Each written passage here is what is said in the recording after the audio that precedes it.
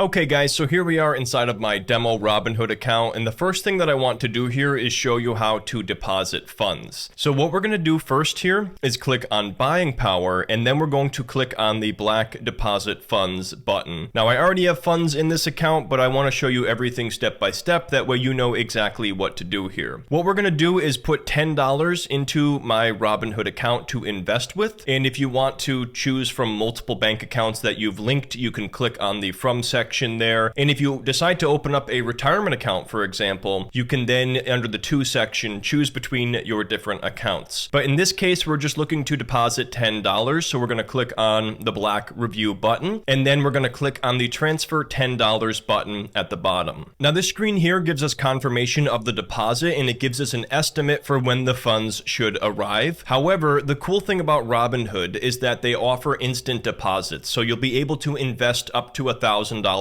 immediately when you initiate that transfer. So if we click on the continue button, you can see that we have instant deposit available of $10, which means we can invest this money right away before the transfer from our bank account completes. We're going to click on continue, and then if we click on the home screen now at the bottom left, you can see my buying power has increased by $10. What you're going to want to do is click on the search icon in the top right, and you can either type in the symbol if you know the symbol for the stock or ETF you're looking to buy, or if you don't, you can just type in the name. So we're going to type in Vanguard, and you can see here at the very top we have the Vanguard S&P 500 ETF, which trades under the symbol VOO. Now I already own some fractional shares here from my previous tutorial, so let's go ahead and click on the top result and we'll go through this together. The first thing you can do on this screen is look at the performance of this fund over different periods of time. So for example, over the last year, the return has been a little over 22%, and over the last 5 years, it's been about just under 83% return. If we scroll down, we can get details about my existing position. So I currently own about $61 worth of VOO, and my average cost per share is $486.63, and the current share price is $502.99. So I've actually made a little bit of money here. In fact, my total return here is 3.36%, which is about $2. And you can also see what your return is over the given trading day just above that. Now, if we scroll down here, we can also get information about the ETF itself. And this is one of my favorite sections right here, which shows you what's actually in the fund. This gives you a visual breakdown of the sectors in terms of how your money is invested. So when you put money into this particular ETF, about 32% goes right into technology companies. And then the next biggest category is financial services, which is about 12.5%. Just under 12% of your money goes into healthcare companies, and then you have consumer cyclical, and so forth. So because tech companies have become so dominant in today's economy, based on this being a market value weighted index, the majority of your money goes into that sector compared to the other segments of the US economy. And if you're curious about what companies make up the largest amount in this fund, you can click on top 10 holdings, and it's pretty wild here. 34.34% of all of the money you invest goes right into these 10 companies. But even crazier than that is about 7 cents out of every dollar that you invest goes into Apple, and then 6.7%, or about 6.7 cents out of every dollar, would go into Microsoft, and then you have Nvidia representing 6.2%, Amazon is about 3.7%, and so forth. A lot of people think the S&P 500 is this boring investment, but it's really not when you consider just how much of your money goes into the big tech giants. If we keep scrolling, we'll get more information here, such as the current 30-day yield, which is 1.26%, and the expense ratio, which we talked about, is 0.03%. We can also get information about what people also own in conjunction with this particular investment, and you can also see here my trading history with this particular ETF. If you're curious about the historical performance, you can look at the month-end performance and quarter-end performance here and see what the return has been over the last 1 to 10 years. And the interesting thing here is we talked about how the average return has been about 10% annually, but in recent years, the average return from the S&P 500 has actually been well above that. Over the last 10 years, the average return has been just under 13% annually. So that's it for this screen here, and what I want to show you now is how to invest in fractional shares. shares. We're going to click on the green trade button at the bottom right, and then you're going to click on buy. And at this point, it brings up the screen to invest in dollar value or fractional shares. Now, if you wanted to buy whole shares instead, you can click in the top right and change this to buy in shares, but then you have to buy one whole share, which is going to be a little over $500. We instead want to invest in dollar value, and we want to put $10 into this, which is going to be about 0.01988 shares. Whenever you're ready, all you have to do is swipe up. And just like that, we invested another $10 into fractional shares of VOO. If I click on done here, we can take a look at how this changed my total investment. So now my total return is a little bit lower here at 2.88% because I now own more of that investment. The next thing I want to show you is the recurring investments feature. If you wanted to automate this strategy, you would click here on create VOO recurring investment. And let's say you wanted to follow that strategy earlier of putting $500 a month into VOO. You could click here and say every week you want to invest, and then click on continue. And let's say you wanted to do $125 a week, which would be $500 a month. You would then click on continue, select the bank account for your funding source, or you could use your buying power if you wanted to deposit that money once a month to cut down on your transactions. And then you'd click here on continue. And if you wanted to actually put this order through, you would click on review and then swipe up, and then you would automatically be investing